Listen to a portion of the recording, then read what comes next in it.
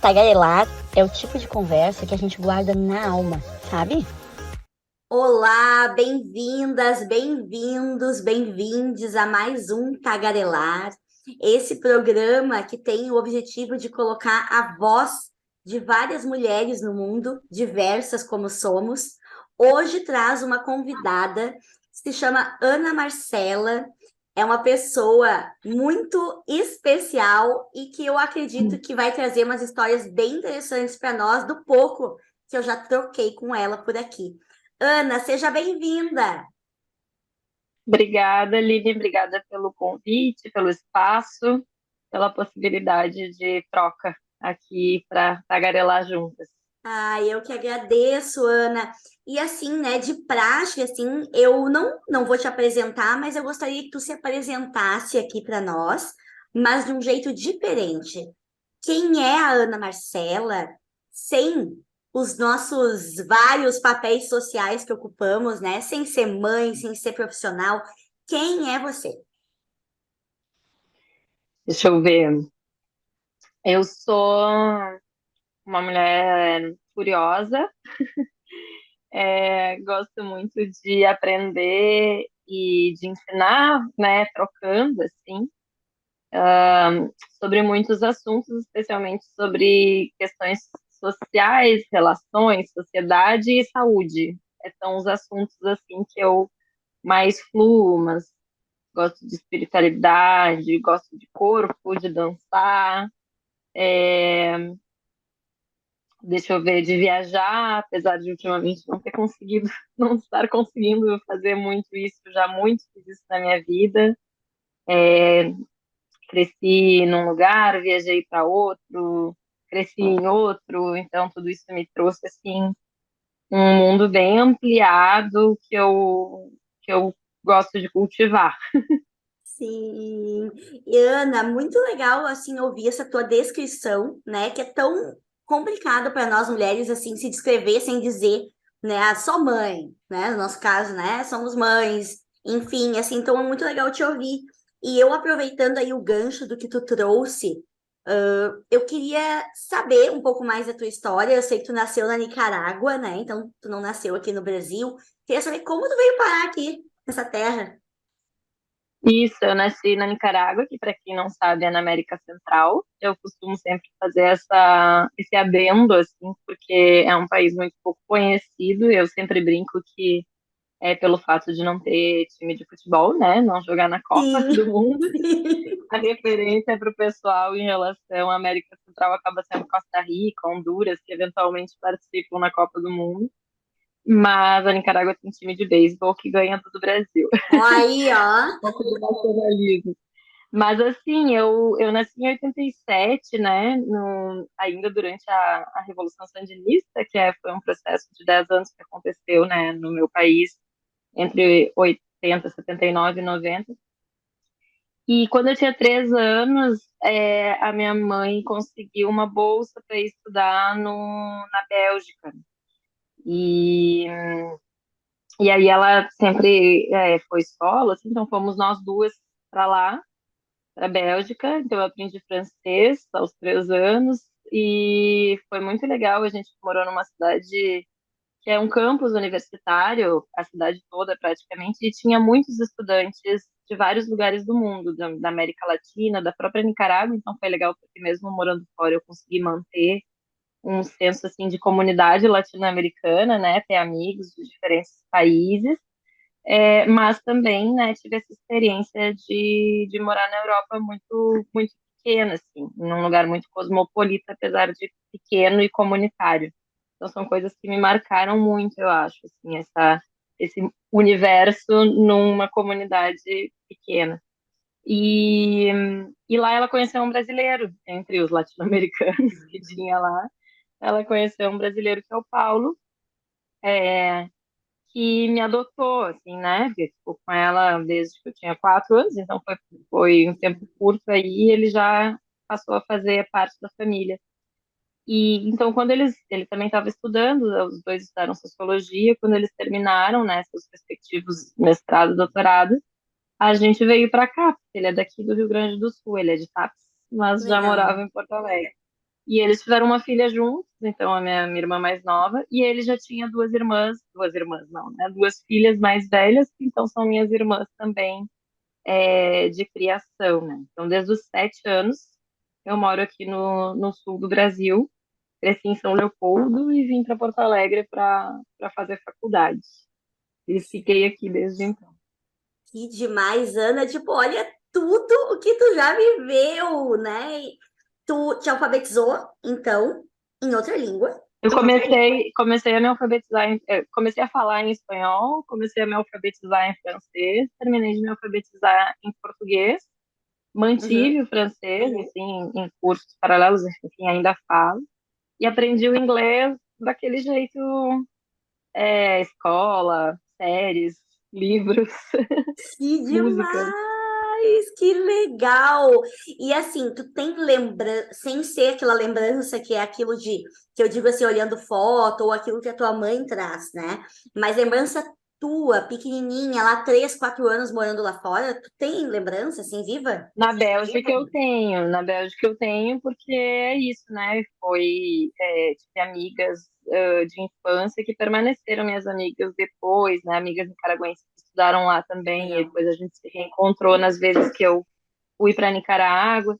Claro, eu voltei, né, depois para Nicarágua, é, na medida em que eu fui crescendo, assim, para passar as férias, e depois já adulta para me reconectar também com lá. Mas de infância tenho, sim, principalmente do frio, e quando eu escuto, assim, isso é interessante na memória afetiva, nas coisas que ficam guardadas, assim, né, no corpo também.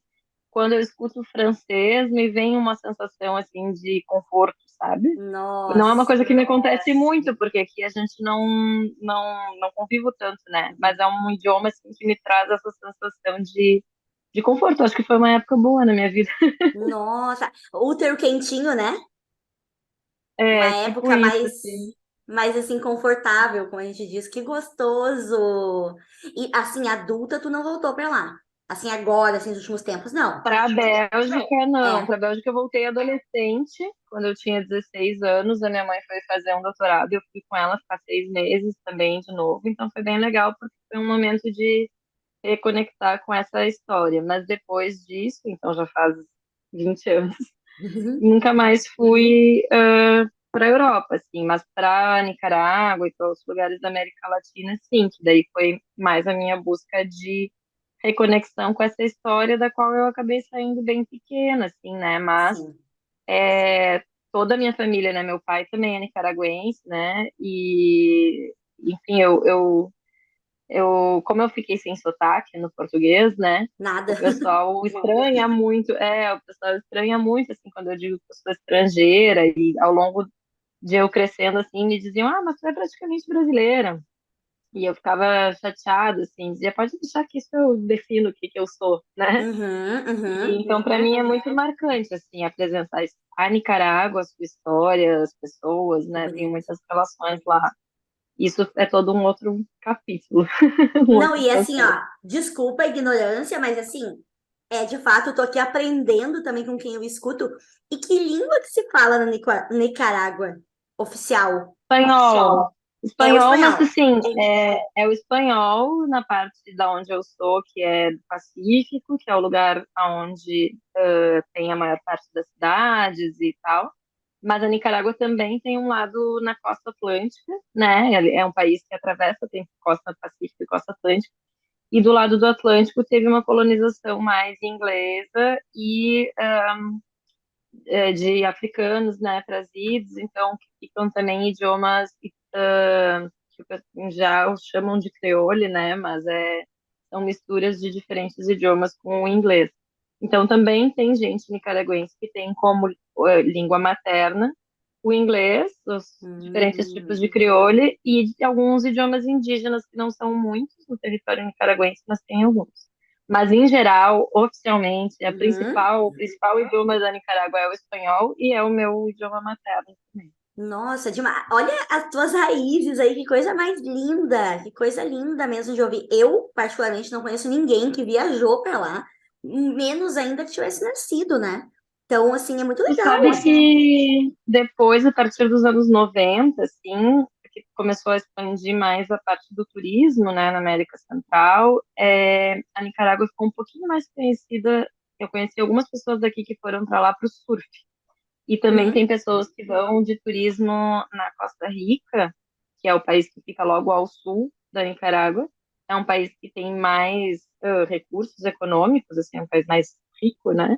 uhum. E a Nicarágua é um país com bastante escassez, assim, em termos de giros de economia e tal, um país que a gente costuma chamar de mais pobre, né? Uhum. Mas tem muita gente que vai para Costa Rica e daí vai em passeios, digamos assim, para Nicarágua. Mas nos últimos 5 anos tem sido mais difícil ainda, porque aí tem um processo político bem complicado, ditatorial, uma crise econômica e política no país bem difícil, assim. Uhum. Então, realmente, nos últimos anos, menos ainda pessoas fazem esse trânsito. Mas nos anos 90, 2000, eu cheguei a conhecer algumas pessoas que, quando eu falava Nicarágua, me diziam: ah, sim, tem ótimas praias para surf. Ah, que E legal. aproveitando as questões geográficas, fica a propaganda para irem lá de turismo quando essa situação política melhorar, espero que aconteça em algum momento.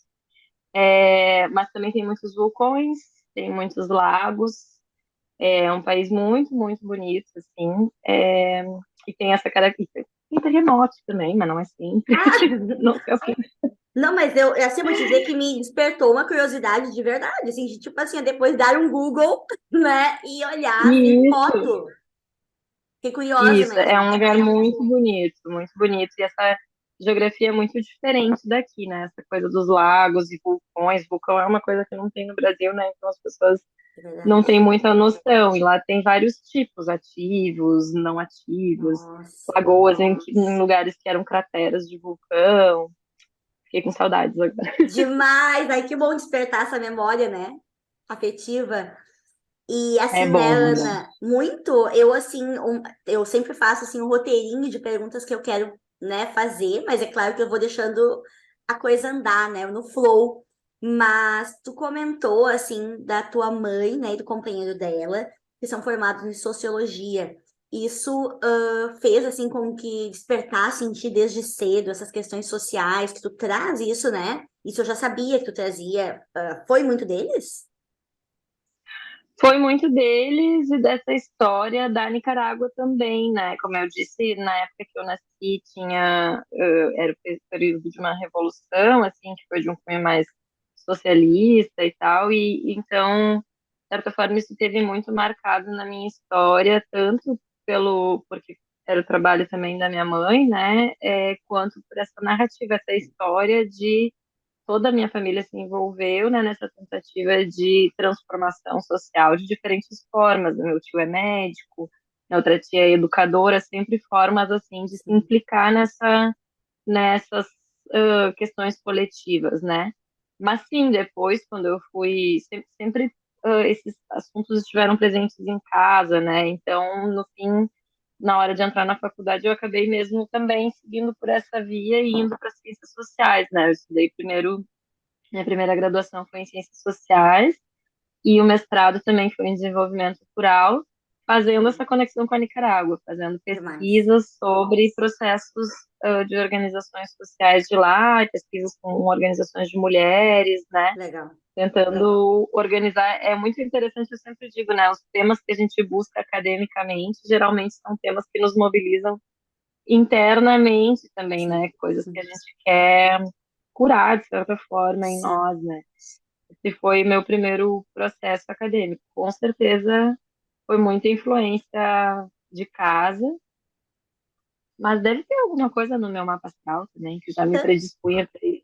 Sim, demais. Isso é uma das coisas mais ricas, assim, que eu gosto de dizer que eu dou uma stalkeada antes de entrevistar, porque eu, às vezes, não conheço tão bem a pessoa, então eu dou uma stalkeada para, né, não chegar aqui, tipo, do nada perguntando.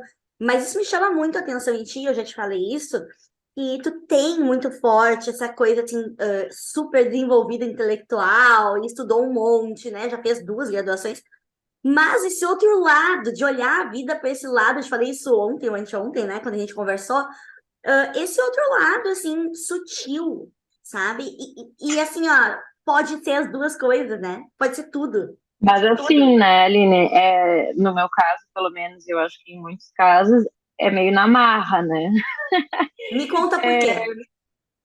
Porque, assim, na verdade, justamente também por essa herança familiar, né, que eu comentava, a via intelectual sempre foi muito mais presente, assim, Uhum. né, intelectual e militante, né, ativista, assim, Isso. materialista, né, de mudanças materiais e tal, e sem tanto espaço para esse lugar da sutileza, da intuição, da espiritualidade, apesar também, né, da Nicarágua ser um lugar é, que teve muita presença da teologia da libertação, então, diferentes de outros lugares que tiveram processos revolucionários que prezaram mais pelo ateísmo, digamos assim, na Nicarágua o cristianismo se manteve presente, tem uma certa influência na minha família, mas não como muito praticante ou espiritual mesmo. Assim. Então, essa questão Aham. da espiritualidade eu fui descobrindo na parte terapêutica mesmo, a partir do sofrimento, eu diria, assim, né? Porque sem querer fazer uma apologia ao sofrimento, eu acho que é legal quando a gente consegue descobrir as coisas sem precisar passar por passos muito dolorosos, assim. Então, por isso que a gente faz esse trabalho também de conscientizar sobre essa conexão para que outras gerações não precisem Verdade. sofrer as Nossa. mesmas coisas que nós, né? Mas no meu caso, então, eu era muito cabeção, assim, né? Mas isso não dá conta das necessidades isso, emocionais, né? Espirituais, assim, é, no meu caso, eu tinha muita insônia, ansiedade, né?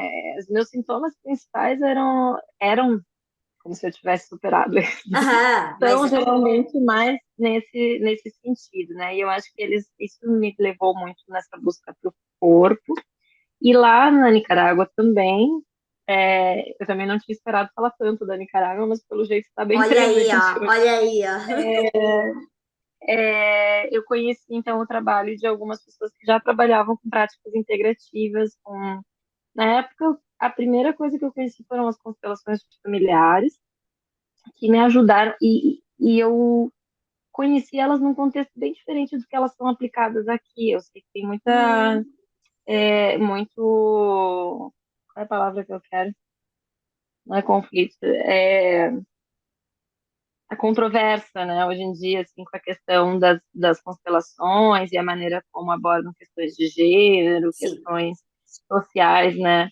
Mas lá, no caso, eu conheci elas através do trabalho de psicólogas que trabalhavam com psicologia social, nesse processo de elaborar a guerra que a gente vivenciou, esse processo que eu Uhum. chamei, né, de Revolução Sandinista dos anos 80, foi também uma guerra tem uma guerra civil. Meu tio faleceu nessa guerra civil antes de eu nascer, então a minha família carrega muito esse luto também né, a minha avó, no caso, de um filho que morreu com Claro. 20 anos numa guerra, e eu nasci muito na esteira desse luto, assim, né? Então, Sim. muito nesse lugar da criança que traz alegria para uma família enlutada, e isso é muito pesado, assim, por mais que as pessoas, né, não façam por mal, né? Nenhum pai, mãe, vovó, tio, tia faz isso por mal com as crianças, mas de certa Uhum. forma traz uma carga, assim, né? Sim.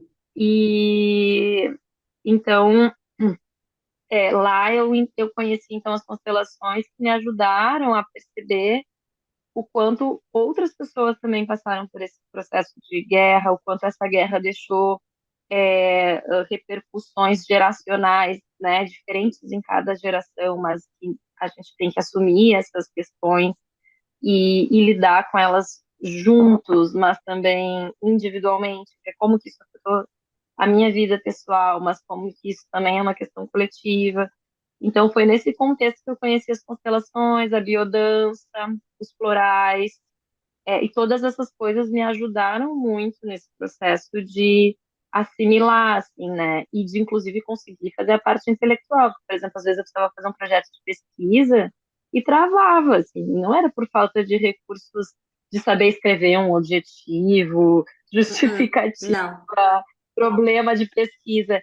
É por tudo que aqueles temas que eu estava pesquisando intelectualmente me mobilizavam internamente, a mim e a minha minha história, né?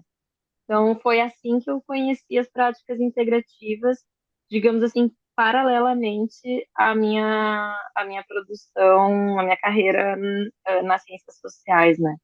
E aí, quando eu terminei o mestrado, em 2015, eu estava bem mal. Aham. Eu estava bem mal, porque o mundo acadêmico também é muito.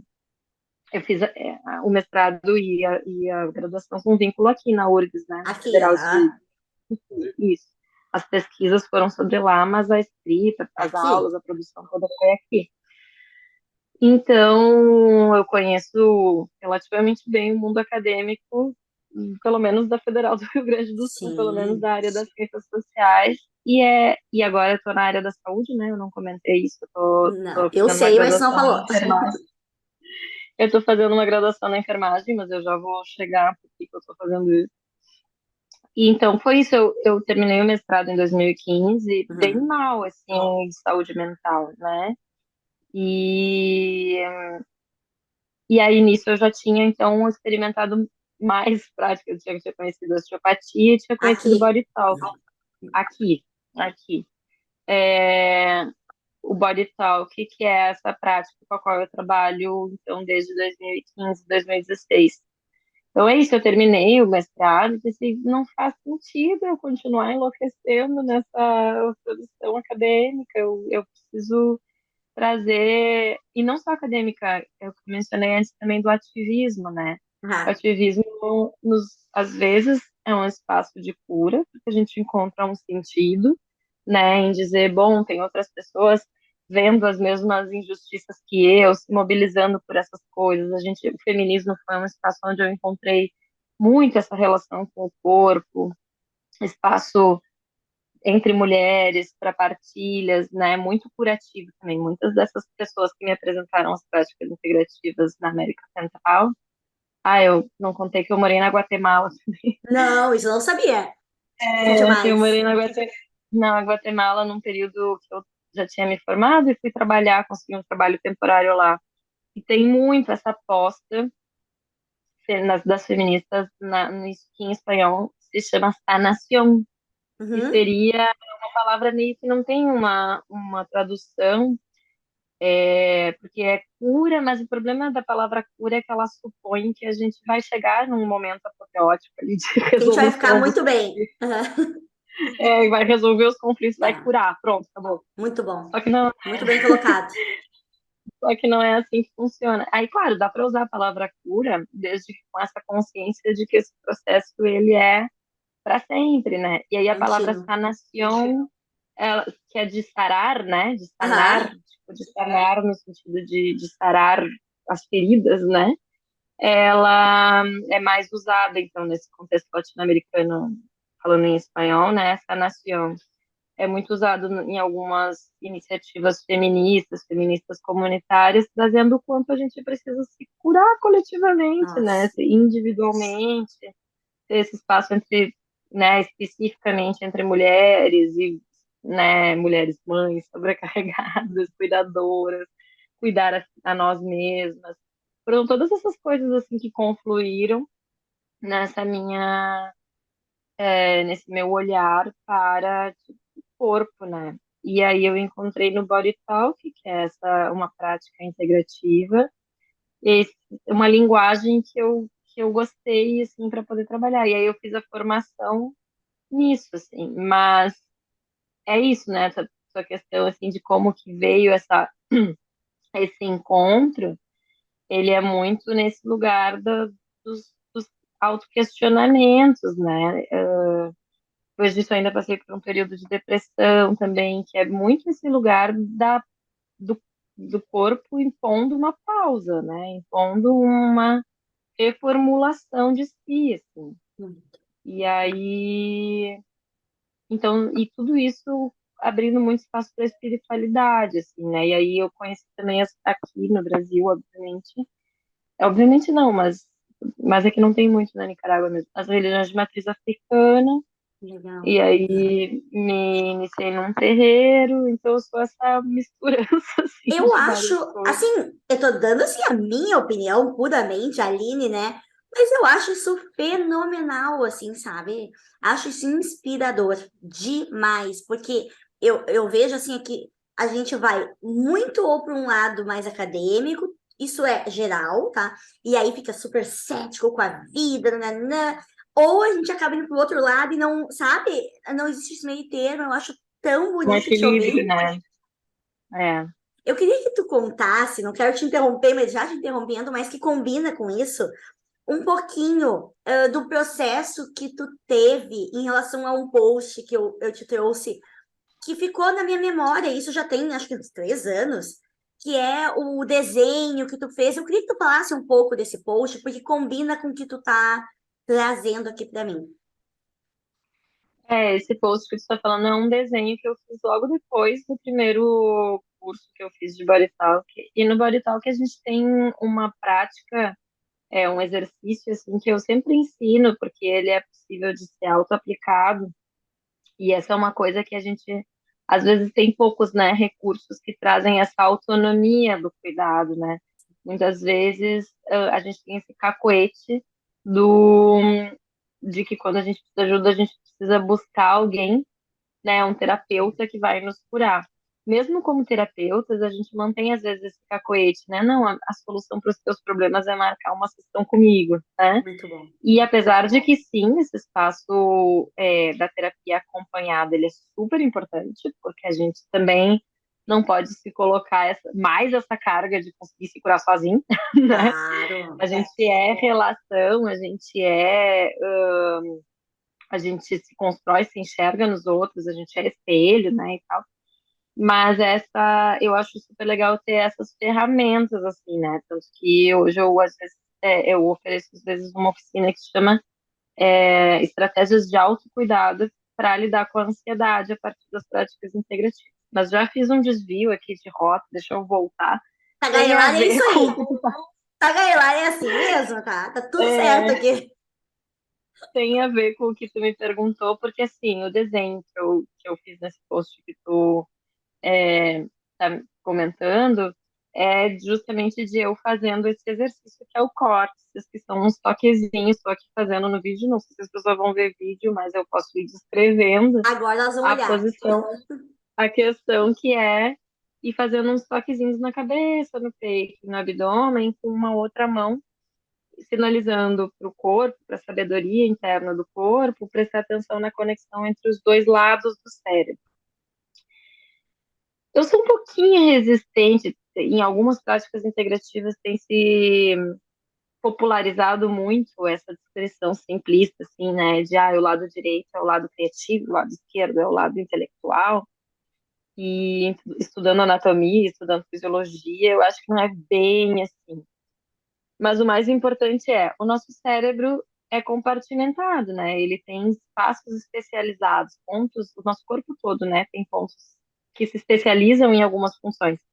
E muitas vezes o que nos traz um desequilíbrio é a falta de comunicação entre essas partes, né? Então, isso que tu está dizendo da gente ir muito para um lado ou muito para o outro tem a ver com essa fragmentação.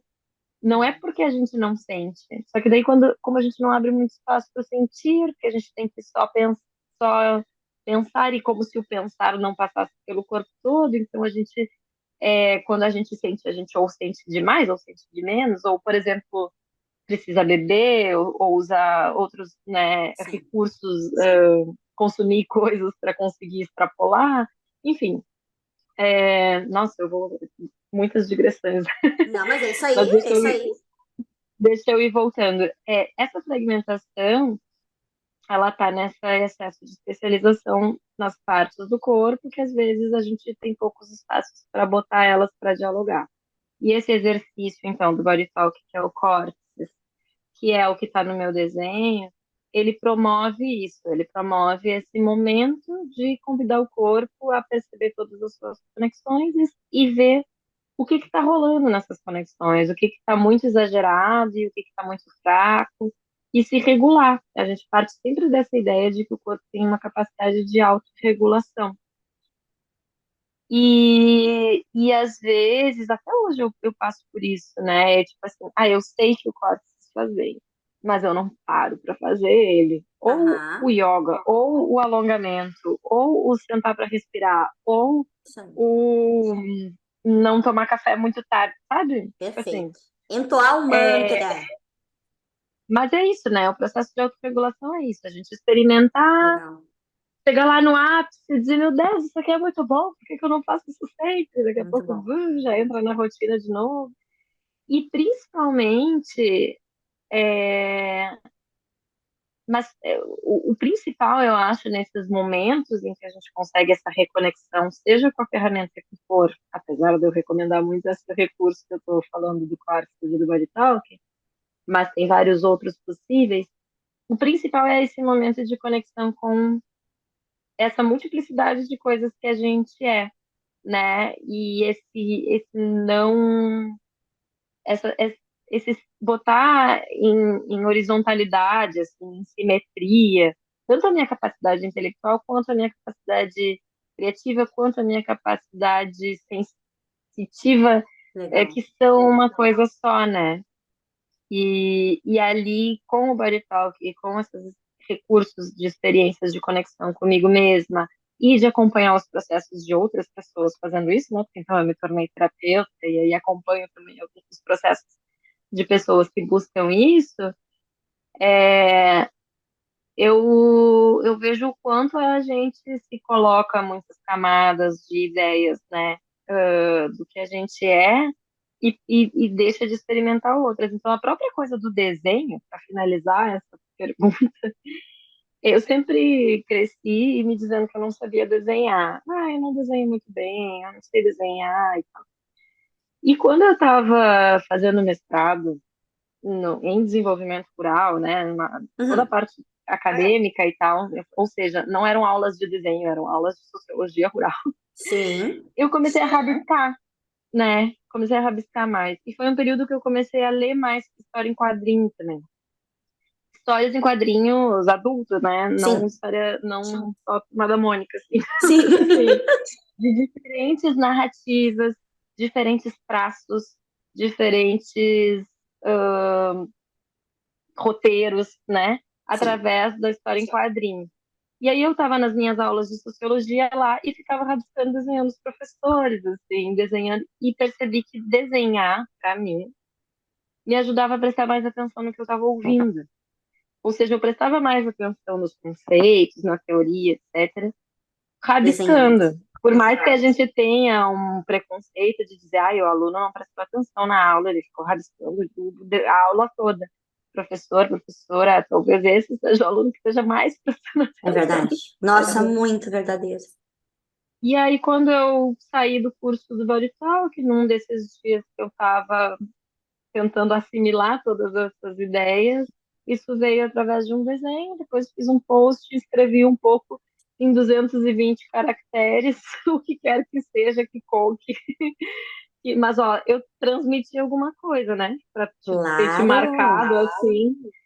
Muito, É, aquilo nesse... ficou muito comigo, porque eu acho assim, eu te disse assim, é muito raro de ver alguém que integra essas nossas capacidades, assim, né? O Boy Talk hoje, ele é reconhecido pela área acadêmica? Não? Como é que tá essa parte, assim? Ele não, não é assim.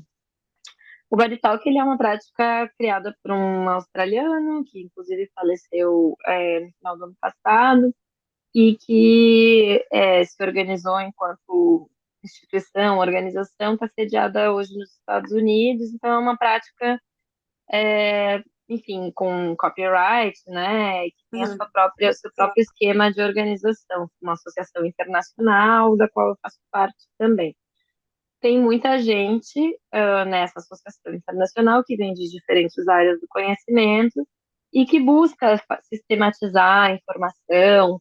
Então, por exemplo, tem até uma pesquisa que foi realizada sobre os efeitos do body talk em dor crônica, com o esforço de de uma terapeuta que é médica de formação e tal. Mas é muito difícil, né? Um percurso muito longo, assim, das práticas integrativas, e aí eu posso falar com um pouco de propriedade também, porque hoje eu pulei um pouco a parte onde eu sendo terapeuta, resolvi estudar enfermagem, né? Mas eu vou chegar lá porque eu Mas, anotei. mas tem a ver com isso, porque então não vou parar para contar isso, mas vou contar que eu estou, né, na faculdade de enfermagem trabalhando com uma professora que trabalha com práticas integrativas, que para quem não sabe, no Brasil, né, são 29 reconhecidas por lei com a possibilidade de serem implementadas no SUS, mas que justamente enfrentam essas mesmas dificuldades de validação. Então, nessas 29 práticas que tem na lei nacional, tem desde práticas mais reconhecidas historicamente, como a acupuntura, a Ayurveda, né,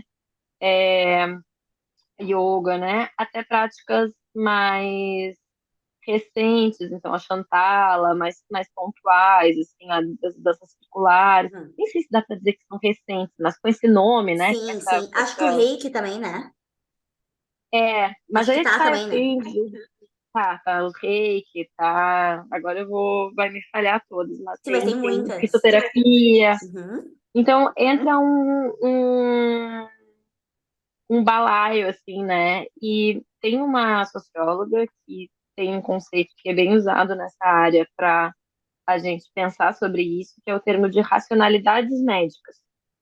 E ela traz, a Madel Luz, né, para quem quiser pesquisar, fala sobre isso. E ela traz, o trabalho principal dela é sobre como a racionalidade médica ocidental, biomédica, né, se construiu como sendo a única racionalidade médica, excluindo outras, mas num momento muito recente histórico, né, século XVIII, XIX, XX, né, e que apesar disso, existem outras tradições, né, outras racionalidades médicas que têm sua própria forma de operar. Então, a própria acupuntura, que aí eu também fiz uma especialização em medicina chinesa, em acupuntura, tem dezenas, centenas de artigos hoje já produzidos tentando fazer essa validação. E aí tem muito mais validação também na área acadêmica ocidental. Ah. E no caso da acupuntura, no caso da Uhum. auriculoterapia, mas são Uhum. esforços muito recentes, porque todas essas coisas implicam em fazer pesquisa, né? Implicam em dinheiro, né? Investimento. E às vezes vai chegar um ponto onde a gente está descrevendo o corpo de uma forma que é difícil de botar em diálogo. Quer dizer, o Qi da medicina chinesa, Aham. a gente pode explicar ele como pontos de energia, que é onde também coincide geralmente com pontos de circulação nervosa, com pontos de circulação sanguínea e etc. Com biofótons, né, com conceitos da física e tal. Mas chega num limite aonde, gente, o Qi é o Qi, entendeu? Muito Ele não bom. precisa ser traduzido. Não precisa de Então, tradução. esse diálogo, assim, entre esses é, epistemologias, assim, essas Aham. formas de entender de conhecimento, são bem desafiadoras, assim. E o Body Talk, como uma prática bem recente, que surgiu nos anos 90, que é muito inspirado na medicina chinesa e no Ayurveda, mas é muito específica, então ainda tem um longo percurso para essa validação, de fato, científica nesses moldes da ciência Claro. atual, né?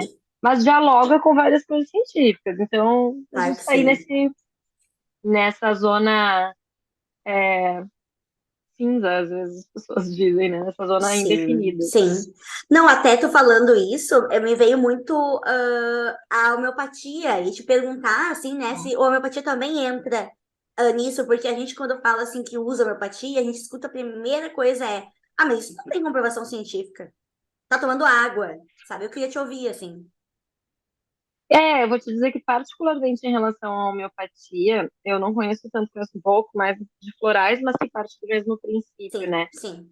E o trabalho da Madel Luz até é bem legal, porque ela fala do princípio vital, que é a homeopatia parte e tal, e até a homeopatia é curioso, porque ela também surge mais ou menos junto com a medicina, ela surge no século XIX, né? Como uma prática sistematizada, assim, como um lugar de disputa ali, nesse mesmo contexto Uhum. de surgimento da biomedicina. E aí é isso, assim, é um debate meio, eu não diria que é sem solução, eu acho que chega um ponto onde há um posicionamento, uma escolha de posicionamento. É, existem muitas pesquisas sobre homeopatia, sim. Eu acho que o principal nesse contexto todo, nisso que acaba virando uma disputa, é pensar em segurança, né? Em segurança no sentido do que faz sentido para a construção de saúde daquela pessoa e da gente também ser responsáveis como terapeutas de práticas integrativas, de não deslegitimar tudo que se alcançou, tudo que se aprendeu com a biomedicina, né? Com as Claro. ciências da saúde biomédicas. Então, por isso, o nome é práticas integrativas e complementares, né, para elas poderem ser usadas de uma maneira que seja segura e que garanta o melhor, digamos, dos dois mundos para as pessoas. Ao mesmo tempo, existe sim uma resistência das práticas de saúde biomédicas, muito por ignorância. Eu tô chamando de biomédica meio que um balaio, espero que Não, esteja dando para entender, né? dá Tem sim. muita gente médica, enfermeira, da área da Da saúde, saúde, que isso. faz esse trânsito, né? Sim. Tem muita gente da área da saúde, sim, cientificamente validada, que faz esse trânsito entre essas práticas, né? Uhum. Mas é sim uma coisa importante de se chamar atenção, porque também tem muita gente que vai para a área das TICs e acaba se perdendo no questionamento, por exemplo, as vacinas, né? Não, eu ia Aconteceu falar da muito vacina, talvez para tu agora, terminar. aconteceu muito agora, né, na pandemia, muito na área dos profissionais das práticas integrativas, assim, meio assustador esse questionamento, que perde de perspectiva também a camada social, né? Verdade. Então, assim, eleve a sua imunidade. Moça, a maior causa epidemiologicamente de problemas imunológicos no mundo é desnutrição. Desnutrição é desigualdade social. Então, não é uma escolha individual da possibilidade de aumente a sua imunidade. Imunidade se aumenta com direito à moradia, imunidade se aumenta com direito a espaços verdes para todo mundo, imunidade se aumenta com políticas de nutrição, com políticas de igualdade social. Então, aí o pessoal se perde um pouquinho. Sem dúvida, até porque a gente teve aí o ano passado, né, no Brasil, vários dados assim da volta da fome. É algo que não existe esse assunto. Como que uma pessoa pode passar fome num país tão rico como esse aqui, né? Então eu acho assim Exato. que, nossa, vacina é um assunto assim que, bom, aqui, né, eu já falei da vacina em muitos episódios assim. É algo impossível que a gente tenha uma diminuição tão forte da taxa de vacinação no Brasil, né? E a gente não tá falando só da vacina da Covid, mas a vacina geral, as crianças não estão se vacinando. Mas isso tem a ver também com políticas de governo, né? Com Sim, uma falta de promoção, com o desmantelamento da atenção primária, né? Com as sim, políticas não só do governo federal, mas dos governos municipais também. sim. Então, eu vou trazer eu vou botar aqui o gancho de por que que eu estou fazendo enfermagem, que é o seguinte, eu atendo em consultório particular, gosto muito dessa experiência, mas como eu vim dessa bagagem que eu estava te contando da Nicarágua, né, de trabalho com psicologia social, através de ONGs, através de projetos, justamente levando essas práticas para lugares onde as pessoas não têm condições de buscar isso como uma clínica privada, eu tenho essa vontade também de trabalhar na atenção básica, que é aqui no Brasil o lugar, né, na Nicarágua não tem SUS, né, não tem Aham. uma rede de alcance de saúde pública do jeito que tem no Brasil. E aí eu pensei, bom, se eu vou me estabelecer no Brasil, né? Porque também casei com um brasileiro, tive uma filha aqui. Se eu vou ficar aqui mesmo, então eu quero poder trabalhar no SUS. E aí no SUS, para trabalhar só com a graduação em ciências sociais, eu só poderia trabalhar na gestão. Aham. E eu quero trabalhar na atenção, né? No atendimento. Então, também um fôlego. Fiz outro vestibular, tô fazendo enfermagem, remando de novo, né? Pode ser bonito, pode ser inspirador, mas é difícil. Tu tá em que ano da enfermagem? Eu tô na metade do curso, porque já faz 4 anos que eu passei, que eu entrei, mas além de filha e pandemia, eu fui fazendo meio sem conseguir dar conta de toda a carga horária, então fui fazendo meio devagar. Falta 2 anos e meio para eu terminar. Mas, Nossa. enfim, Não, estou respirando para por conseguir. favor, maravilhoso, assim, tu tá fazendo, sabe? Que tu leve o tempo que for preciso.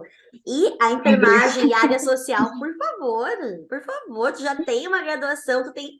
Gente, essa mulher, ela deve ter... Quantos anos tu tem? 60? Tipo assim, Não, eu tenho 35.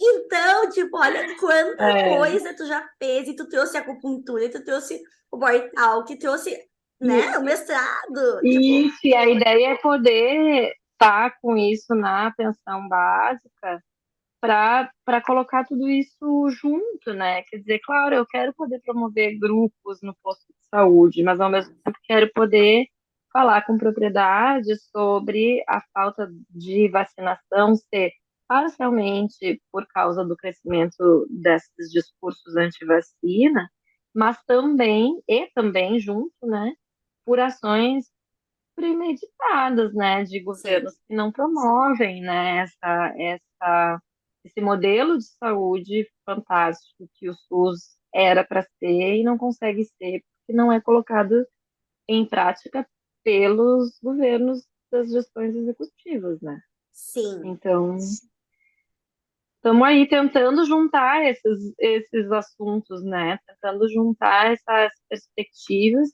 para não ficar também uma banalização do eu agora estou, por exemplo, botando auriculoterapia, né, num projeto de extensão na enfermagem, que faz parte da medicina chinesa, faz parte da especialização que eu fiz ali. E é isso, a auriculoterapia é ótima para lidar com dor, é ótima para lidar com dor crônica, mas se a gente não reformular a nossa dinâmica de trabalho, a gente não tem sementinha na orelha que dê conta. Tu passa milagre. A gente faz as duas coisas, né? Uma coisa leva a outra, mas a gente tem que estar sempre falando das duas coisas juntas, né? Não, e é muito interessante, assim, te ouvir, assim, né, dentro da enfermagem, porque eu, dentro do meu stalk que eu dei, né, minha stalkeada, eu até tá aqui anotado, né, que hoje tu tá muito nessa área da obstetrícia, né? Então eu queria É saber o que que é a que tu tá disciplina que eu fazendo. estou fazendo esse semestre. É É a isso que eu queria disciplina que eu estou saber. fazendo esse semestre. Então, na enfermagem, cada semestre a gente passa por uma área, né? Semestre que vem vai ser pediatria, então vou estar lá falando das crianças. Que legal. Mas esse semestre eu estou na saúde das mulheres e recém-nascidos e eu tô adorando, porque, né, tem uma filha não é porque, mas também porque tem uma filha de 2 anos e 8 meses e tive a oportunidade, né, de parir em casa, parir durante a pandemia ali, então, enfim, teve todo esse processo, eu estudei muito, desde antes disso já tinha um acúmulo em um estudo, né, em ginecologia natural, todas essas alternativas menos farmacológicas, né, Sim. é, de cuidados em saúde. E aí está sendo muito legal poder estar na prática. Eu tive um período ali de atenção básica, né, no posto, fazendo pré-natal e coleta de patológico. Mas então, por exemplo, isso, né? Um dos casos que eu acho até que eu não relatei, quero fazer um post sobre isso. A moça chegou dizendo que queria saber qual era o problema dela, porque ela estava com baixa libido. Uhum. Aí ela tinha uma filha de menos de 2 anos. Nossa! Aí eu fui perguntar, aí a professora falou dos hormônios, né? Os hormônios da lactação, ela estava amamentando. Os hormônios da lactação têm efeito na libido e tal, mas eu falei, tudo bem, mas deixa eu te fazer uma pergunta. Como é a distribuição de tarefas na sua casa? Curia. Aí ela, é tudo comigo. Aí tu tem rede de apoio? Zero rede de apoio. Aí eu falei, bom, é broxante isso aí, né? De Muito. onde é que vai sobrar energia para libido, né? Maravilhoso. Tu tem espaços para ficar sozinha, né? Aí ela me olhou com uma cara de quem diz, "Ai, o quê? O que Só que é pode isso?" estar louca com essa pergunta, né? Então, a gente ter essa sensibilidade, assim, nas consultas, né? Eu tenho muito essa vontade de chegar nesse momento em que Legal. eu possa trabalhar atendendo de um jeito onde a intuição possa estar presente também, né, nas perguntas que a gente faz, para além dos protocolos, junto com os protocolos. Então, eu poder encaminhar essa mulher para os seus exames de pré-natal e etc., mas poder ter a sensibilidade de fazer essas perguntas, que é o que eu gosto muito na clínica, né, nos atendimentos particulares que eu faço com Body Talk, que é um espaço muito legal de poder abrir para essa multiplicidade de fatores que afetam a nossa saúde. O Body Talk me Demais. ensinou muito a olhar para isso, né? Porque é um sistema onde a gente escuta o corpo, quais são as prioridades do corpo para se reorganizar. E às vezes a pessoa chega com um sintoma, e aí a gente vai escutando e dizendo, não, peraí, mas tem outras coisas aí. Aham, E aí a gente vai fazer a sessão e o corpo mesmo traz demais. outros aspectos, né? Assim, então, tá sendo bem legal. Agora eu comecei no centro obstétrico, Demais. mas fui três tardes, mas ainda não consegui acompanhar um parto nos horários que a gente estava. Mas aí a gente acompanha a puérpera, a gente acompanha o trabalho de parto em si e tal, ali no Conceição eu tô fazendo agora. Tô achando muito legal, porque é um hospital referência em humanização, né? Então tô tendo essa Muito. oportunidade também de ver esse trabalho humanizado, assim, né? Porque a gente sabe que tem muita violência obstétrica, Claro. e aí lá tá sendo bem legal. Mas tô nesse lugar, a enfermagem está sendo um lugar de muita humildade, né, para aprender assim coisas que isso, tentação, acesso, né, essa responsabilidade de curar uma pessoa com uma agulha, assim, Nossa. é muito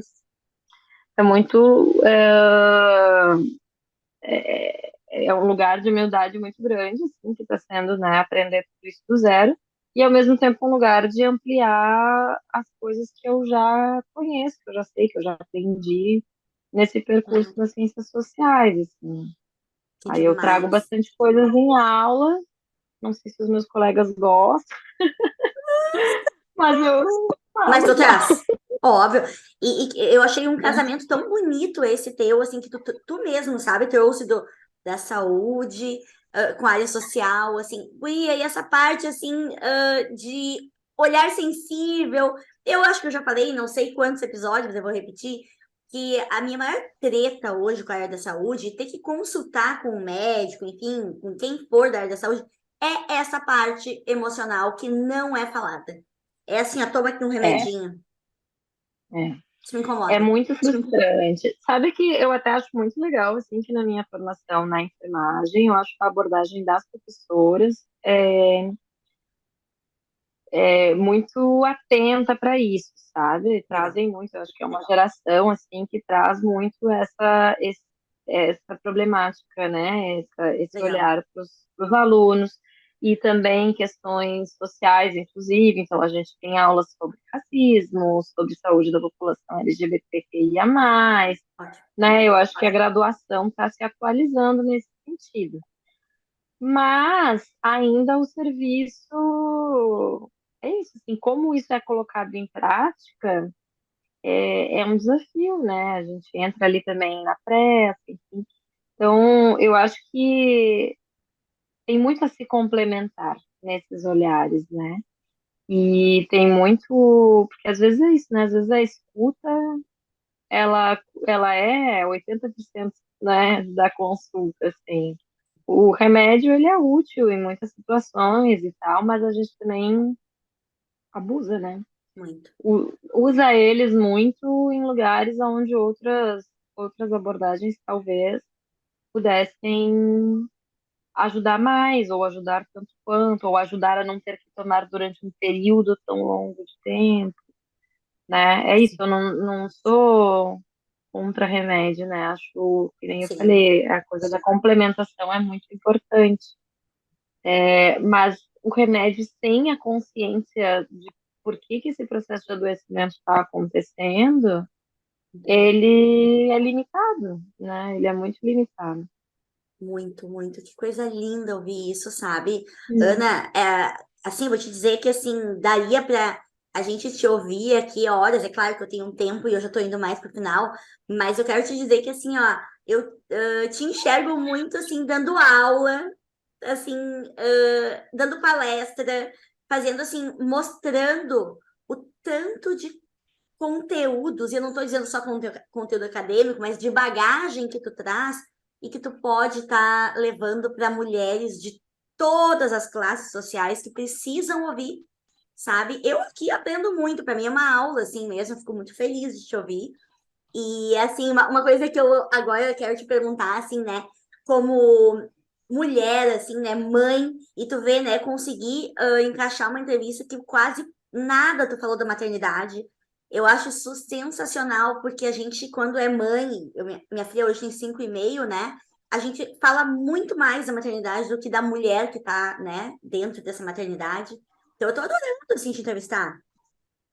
E sabe que em relação à maternidade, esse é um questionamento às vezes que eu me faço. Então, será que eu tinha que falar mais sobre? De forma Mas, alguma. mas eu acho assim, eu tive a questão de maternar na pandemia, ela foi. Eu não conheço o que é um puerpério fora da pandemia, né? Nossa, Então foi uma coincidência assim de momentos. Eu acho que eu tive a oportunidade, né, apesar de ser nesse contexto tão trágico, de vivenciar muito essa fusão ali desses primeiros meses e depois ir voltando, né, a essa separação e tal. E claro, eu vivencio muito dos desafios, né, da maternidade, especialmente numa sociedade não preparada, né, não nada centrada sim. na maternidade, né, totalmente excludente das mães e tal. Mas de certa forma consegui assim ter o suporte também, né, da familiar, né, para Rede de conseguir não apoio. interromper totalmente, né, esse percurso de trabalho e aprendi muito, acho que, né, com a minha mãe, que a seguir defendendo esses espaços próprios, assim, né, de realização profissional, das coisas que a gente quer fazer por si mesmas, assim. Então, acho que essa, especialmente em relação a projetos, trabalhos, assim, é um aprendizado que eu tive com a minha mãe que nem eu te disse, né? Quando a gente, imagina, quando eu tinha 3 anos, ela foi comigo sozinha para fazer, Muito para demais. estudar e tal. E então é isso, assim, mas e obrigada por me incentivar, por me, né, me dar esse alento, assim, né, de que as coisas que eu tô falando, né, podem ser mais compartilhadas. Eu quero muito, inclusive sofro um pouco dessa falta de espaços, assim, para poder chegar nesse ponto de falar, agora tô estudando essa possibilidade pós-pandemia e de voltar a fazer eventos, né? Porque, sinceramente, penso em fazer online, penso em fazer, mas essa coisa de cursos online assim, me dá um certo nervoso, apesar de estar com um projeto bem legal, daí em parcerias com outras duas colegas do Body Talk também, que se chama Consultório Antropológico, que é justamente para trazer esses aspectos, esses aprendizados da antropologia para a área da saúde. Então, com elas, a gente está planejando aí para bolar uns cursos e grupos de leitura e tal online, para trazer esses debates Legal. compartilhados. Elas são muito ótimas também, né? Cada uma de nós acrescenta alguma coisa. A Daniele e a Maria são muito ótimas. A Dani é de Floripa e a Maria é de Brasília, então Ó, já as foi online. vantagens do online aí, ó. Isso é muito legal. É, Tem sido um espaço super rico. E tem página no Instagram, se quiserem seguir, consultório.antropológico. E no presencial, agora eu estou atendendo num lugar ali perto da Praia de Belas, Porto Alegre, que se chama Casa Sandra Alcem. E aí eu estou pensando em bolar uma palestra, umas oficinas, umas coisas presenciais que eu sinto falta desses espaços de encontro. Me Claro. formei muito nesse lugar dos encontros, especialmente os encontros de mulheres, mas também, né, penso em fazer coisas mistas, assim, porque os homens também precisam ter Verdade. espaços de cura, eles buscam muito pouco, né, esses espaços. Gosto muito das duas possibilidades, assim. Não, acho ótimo. A roda de conversa, assim, é muito legal, né? Eu quero deixar depois o teu Instagram, eu deixo ali na, na nossa conversa ali, né? No Spotify, no YouTube, que eu subo nos dois, mas eu também vou deixar essa página que tu falou. Então depois tu me manda que eu coloco ali, tá? Aí para quem nos escutou aqui, porque essa vantagem do podcast é porque essa voz, ela vai ficar. Aquilo ali, mesmo o dia que o Tagarelar, assim, encerrar o trabalho dele por aqui, a voz fica, né? Isso atravessa, sempre vai ter alguém precisando ouvir, né? O que tu disse hoje aqui. Se uma pessoa for tocada, a gente já ganhou muito, né? É um desafio que a gente tem pelo modo que a gente vive, que já por si só nos isola muito, mas pós-pandemia, né, se desfazer esse isolamento. Então, quero te agradecer muito mesmo esse espaço para poder tagarelar. Deu para ver que eu gosto de falar. Sim, adoro! E, e sinto muito essa vontade, essa necessidade de criar comunidades, né, comunidades a partir de afinidades, comunidades a partir de compartilhamento de territórios, de espaços, a partir de experiências comuns. Acredito muito, assim, enquanto a gente, que nem eu falei antes, né, se constrói na relação, cresce na relação, sempre aprende, seja com coisas agradáveis, seja com coisas desagradáveis, né? Faz parte também o conflito aí da experiência. A Muito. gente acha que fugindo do conflito, no isolamento, e lidando só com a sua bolha, a gente vai Ah, ah. ter mais, né? E, na verdade, a gente está precisando mesmo dessa multiplicidade de experiências do conviver, né? Então fico muito feliz de ter tido esse espaço aqui online, que ele se multiplique e que ele floresça em em outras experiências, em outros encontros, né? Ai, que coisa Obrigadão, boa. ali. Eu agradeço, Ana. E eu queria saber se tu quer, assim, para finalizar, nos deixar aí alguma dica de filme, de série que tu esteja assistindo, livro, alguma coisa que tu queria compartilhar com a gente, ou só nos deixar aí um beijo aí para quem estiver nos ouvindo. O que que tu quer, né, compartilhar com a gente aqui? Ai, aí essa é a parte onde a vida de mãe, né? Eu sei, Livro, filme. eu Eu vou sei. falar de um livro só porque eu falei dele hoje de manhã. Eu tive uma aula sobre os efeitos do racismo na saúde, saúde da população negra e tal.